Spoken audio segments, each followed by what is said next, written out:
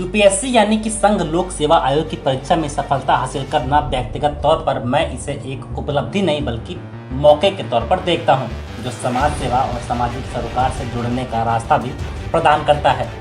उक्त उद्गार संघ लोक सेवा आयोग के भारतीय प्रशासनिक सेवा परीक्षा परिणाम में 18वें पायदान हासिल करने पर सिद्धार्थ शुक्ला ने जर्नलिस्ट क्लब द्वारा आयोजित कार्यक्रम में सोमवार दोपहर क्लब के कार्यालय पर आयोजित आजमगढ़ गौरव सम्मान समारोह के दौरान कही।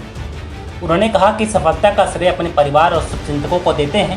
उन्होंने यह भी कहा कि एक सफल अभ्यर्थी के लिए निरंतर निर्माण की प्रक्रिया ही भारतीय प्रशासनिक सेवा जैसे कठिन परीक्षा में सफलता हासिल करने में सहायक साबित होती है। जर्नलिस्ट क्लब द्वारा आयोजित आजमगढ़ गौरव सम्मान समारोह में नारी शक्ति सम्मान के सचिव डॉक्टर पूनम तिवारी ने स्मृति चिन्ह और अंगवस्त्र प्रदान कर सिद्धार्थ शुक्ला को सम्मानित किया। उन्होंने कहा कि अपने जनपद में ऐसी प्रतिभाओं के पुष्पित व पल्लवित होने पर सभी के मन में खुशी का हिलोरे मारना स्वाभाविक है। उधर गांधीगिरी टीम के संयोजक विवेक पांडे ने स्मृति चिन्ह प्रदान कर सिद्धार्थ से अपेक्षा किया कि आने वाले दिनों में वह एक योग्य प्रशासक के साथ साथ संवेदनशील व्यक्तित्व के तौर पर देश में अपनी पहचान बनाएंगे। सूत्रधार नाट्य संस्थान के सचिव अभिषेक पंडित सिद्धार्थ के पिता श्रीकांत शुक्ला के साथ बिताए गए अपने अनुभवों को साझा करते हुए कहा कि यह उन नौजवानों के लिए सार्थक संदेश है जो अभाव में रहकर भी एक बड़ी पटकथा लिख सकते हैं। जर्नलिस्ट क्लब के अध्यक्ष आशुतोष द्विवेदी ने आगत अतिथियों का स्वागत करने के साथ साथ सिद्धार्थ शुक्ला और उनके पिता को आजमगढ़ गौरव सम्मान प्रदान करते हुए अपेक्षा किया कि सिद्धार्थ एक सफल प्रशासनिक अफसर के साथ साथ आम आदमी सपना पूरा करने वाले व्यक्तित्व को आगे बढ़ाएंगे, जहां गरीबी अमीरी जात पात के लिए कोई जगह नहीं होगा। उन्होंने साफ किया कि सम्मान माटी के लाल का है, जिसे आने वाले दिनों में बड़े आकाश में इंद्रधनुष की तरह चमकना है। इस मौके पर क्लब के उपाध्यक्ष सचिन श्रीवास्तव और वसीम अकरम सहित डॉक्टर खुर्रम आलम नुमानी ने अपने अपने संबोधन सिद्धार्थ के लिए शुभकामनाएं प्रेषित करते हुए उन्हें ईमानदार अफसर बनने का संदेश दिया। कार्यक्रम में वेद प्रकाश सिंह लल्ला, संदीप अस्थाना, विनोद सिंह, शहजादे सिंह मिंटू, दिनेश कुमार मिश्रा, रतन प्रकाश त्रिपाठी, शेषधर पाठक, परविंदर जायसवाल, नीरज मिश्रा, राकेश बिहारी राय, मनीष राय, नाथ शरण कुमार, पंचानन तिवारी, प्रदीप कुमार, राजीव कुमार, संतोष बोरवारा, मदन मोहन पांडे आदि लोग मौजूद रहे। कार्यक्रम का सफल संचालन जर्नलिस्ट क्लब के संयोजक डॉक्टर अरविंद सिंह ने किया। मैं इस सफलता का 100% श्रेय अपने परिवार को दूंगा। मेरे पिताजी थे जिन्होंने सपना देखा था, जो बचपन से मेरे अंदर एक सपना था कि ये मुझे करना, जो मेरे पिताजी नहीं कर पाए। मेरे बड़े पापा ने, मेरे जीजा, काफ़ी लोग ऐसे रहे जिन्होंने मुझे संसाधनों की कभी कमी नहीं होने दी। और सबसे ज़रूरी चीज़ सफलता के लिए सर पर्पस होता है कि मैं किसके लिए कर रहा हूँ। अपने परिवार को देखता था, अपनी माता जी को देखता था, अपनी बड़ी मम्मी को देखता था, तो लगता था कि हाँ, इनके चेहरे पर मैं अगर 10 घंटे और पढ़ के खुशी ला सकता हूँ तो मुझे पढ़ना चाहिए।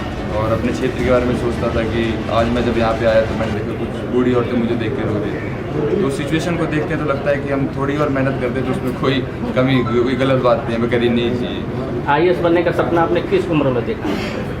मैं तो सर जब से मैंने होश संभाला, मुझे तो इतना याद है कि मेरे बड़े पापा हुए कहते थे लड़का आईएएस बनेगा।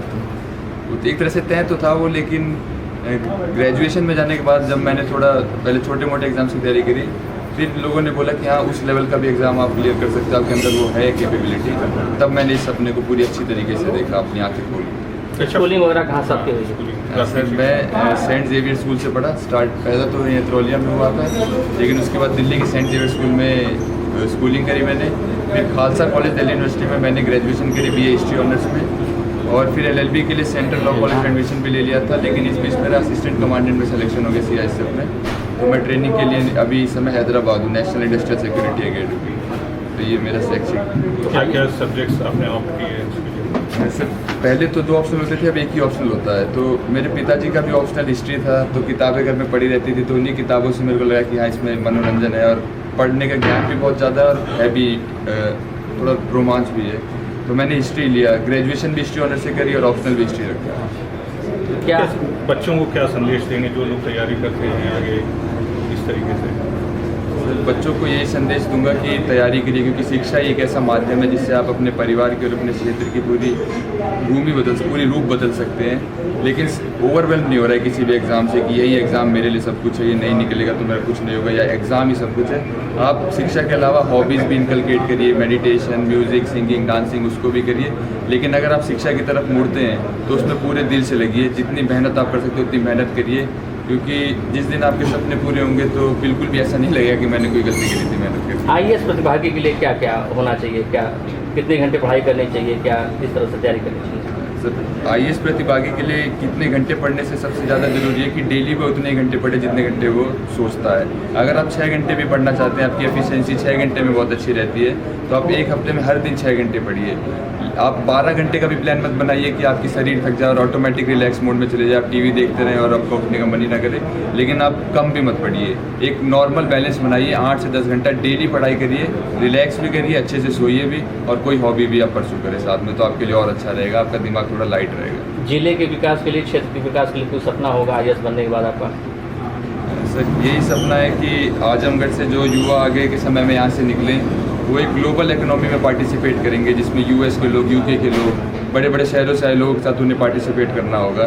तो यही है कि शिक्षा और स्वास्थ्य का ऐसा ढांचा उन्हें मिले यहाँ कि आजमगढ़ से निकलने के बाद वो कहीं जाएँ तो उन्हें ये थोड़ा सा भी ना लगे कि इस कॉम्पिटिशन में मैं थोड़ा सा भी पीछे हूँ, उन्हें लगे कि ये बराबर की लड़ाई है और इसमें मैं जीतने के मेरे चांस पूरे हैं 100%। सबसे बड़ी प्रशासनिक सेवा में अधिकारी आप बनने जा रहे हैं, तो क्या रहेगा आपका उद्देश्य, क्या रहेगा? यही उद्देश्य है सर कि शिक्षा और स्वास्थ्य में एक और अच्छे से काम करने की ज़रूरत है। पंचायती राज व्यवस्था को और अगर हम सुचारू कर सकें कि जो लोग आज तक इस प्रणाली के अपने आप को पार्टिसिपेंट नहीं समझ रहे हैं, जो अभी भी बाहर से देखते हैं चीज़ों को, जो अभी भी सोचते हैं कि डीएम हमसे बहुत दूर किसी जिला मुख्यालय पे बैठने वाला व्यक्ति है, उसको भी लगे कि हम भी पार्टिसिपेट कर रहे हैं देश को आगे बढ़ाने में, और जो सरकारी तंत्र है वो हमारे लिए ही और हम ही उसे चला रहे हैं। अच्छा, अमूमन देखा जाए कि जो बच्चे तैयारी करने जाते हैं, चाहे दिल्ली जाएं, पीसीएस ऐसे तैयारी करें, तो वो एक धारा में रहते हैं, भटक जाते हैं, तमाम कोचिंग के भटकते रहते हैं। इसके लिए आप क्या करेंगे उन लोगों को? यही है सर कि शिक्षा के कई जगह केंद्र बन गए हैं, वहाँ पे ऐसा इन्वायरमेंट मिलता है कि वो ज़रूर आपको आगे पुश करता है, लेकिन इससे इनइक्वालिटी भी बहुत बढ़ती है। जो बच्चा गांव में रह के तैयारी कर रहा है वो शहरों में कोचिंग करने नहीं जा पाता। तो इसके बारे में कुछ विचार थे मेरे, जो मैंने साझा भी किए कई जगह, कि इग्नू जैसे विश्वविद्यालयों को एक स्टैंडर्ड कोर्स बनाना चाहिए जिससे कोचिंग की जरूरत सबको ना पड़े। आज के दिन में तो मोबाइल ने क्रांति करी है, और अभ्युदय जैसी योजनाएं और बने ताकि गरीब से गरीब बच्चा भी अगर कोचिंग की आवश्यकता है उसे तो ले सकता हो, और हमें एक ऐसा ढांचा बनाना शिक्षा में कि कोचिंग की आवश्यकता धीरे धीरे कम हो।